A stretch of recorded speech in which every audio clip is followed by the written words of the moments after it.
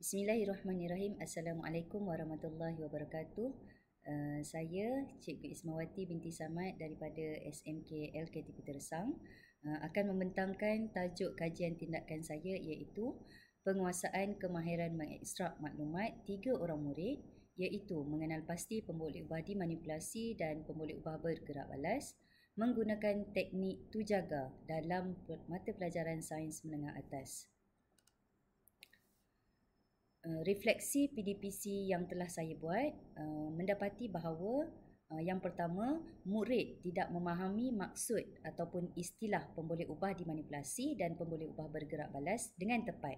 Yang kedua, murid tidak tahu cara untuk mengekstrak maklumat daripada soalan.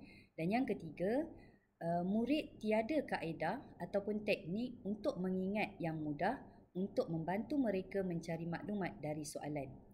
Kelemahan saya sendiri pula adalah yang pertama, saya tiada kaedah ataupun teknik yang digunakan untuk memudahkan anak murid saya faham pemboleh ubah dimanipulasi dan pemboleh ubah bergerak balas dalam soalan. Dan yang kedua, saya tiada kaedah ataupun teknik yang digunakan untuk membantu murid-murid saya mengekstrak maklumat dari soalan. Analisis tinjauan masalah, gambar ataupun rajah ini menunjukkan peratus penguasaan KPS iaitu kemahiran proses sains bagi 3 orang murid pada pentaksiran Mei 2022. Okey, dengan jelas menunjukkan bahawa peratus penguasaan adalah sangat lemah di mana 0% bagi pemboleh ubah bergerak balas dan 0% untuk pemboleh ubah dimanipulasi. Objektif kajian.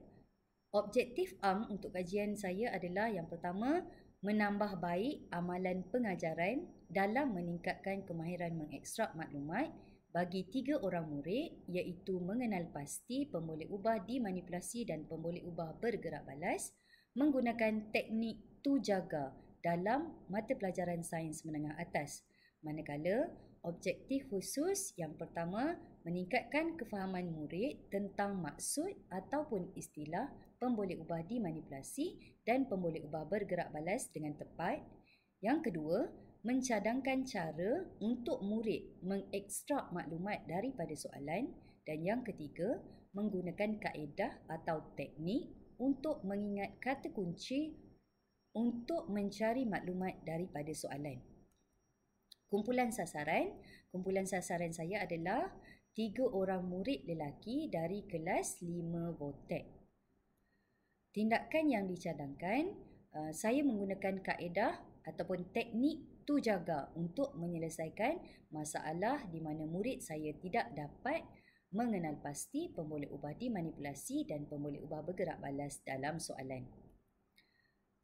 Ini pula adalah tempoh masa pelaksanaan iaitu bermula daripada Mei 2022 iaitu saya mengenal pasti masalah dan mengumpul data awal berdasarkan pentaksiran Mei 2022 sehinggalah kepada pembentangan dapatan kajian yang berlangsung pada Ogos 2022. Antara tindakan yang saya ambil, saya telah bahagikan kepada 4 aktiviti iaitu aktiviti pertama PDPC iaitu murid menjawab soalan yang ada pemboleh ubah dimanipulasi dan pemboleh ubah bergerak balas. Kemudian pada sesi PDPC tersebut, saya mengajar semula makna, maksud, istilah ataupun definisi kemahiran proses sains khususnya pemboleh ubah dimanipulasi dan pemboleh ubah bergerak balas. Murid mencatat nota dan murid menjawab semula soalan berlainan bagi bentuk soalan yang sama. Untuk tindakan dalam aktiviti yang kedua, saya memberikan penerangan kepada murid-murid saya menggunakan item pentaksiran Mei 2022 seperti dalam rajah. Okey, saya perkenalkan semula dalam soalan tersebut di manakah istilah ataupun terms perkataan yang merujuk kepada pemboleh ubah dimanipulasi dan pemboleh ubah bergerak balas. Untuk aktiviti 3, saya memperkenalkan teknik iaitu teknik tujaga tersebut, okey, dengan memperkenalkan bahawa perkataan tujaga itu adalah akronim bagi 3 perkataan yang lain, iaitu tu untuk tujuan, ja untuk jadual dan ga untuk gambar ataupun graf. Okey, kemudian saya menunjukkan pada murid-murid soalan di mana ada ketiga-tiga elemen ini. Okey, langkah yang keempat iaitu penilaian. Saya meminta murid-murid menjawab semula soalan yang ada pemboleh ubah dimanipulasi dan pemboleh ubah bergerak balas untuk saya menilai hasil dapatan tersebut. Dan akhirnya saya dapat menilai keberkesanan teknik yang telah saya kongsikan. Okay, sedikit berkaitan dengan teknik tujaga, apa yang perlu pelajar buat apabila pelajar mendapat soalan kemahiran proses sains. Okay, langkah yang pertama, pelajar akan melukis jadual 3 lajur yang mengandungi perkataan tu, ja dan juga ga. Okay, di mana perkataan tu untuk tujuan, ja untuk jadual dan ga untuk gambar ataupun rajah. Jadi pelajar perlu mencari elemen-elemen ini dalam soalan tersebut. Okay, langkah yang kedua, murid mengekstrak maklumat berdasarkan tujuan, jadual dan juga gambar ataupun graf.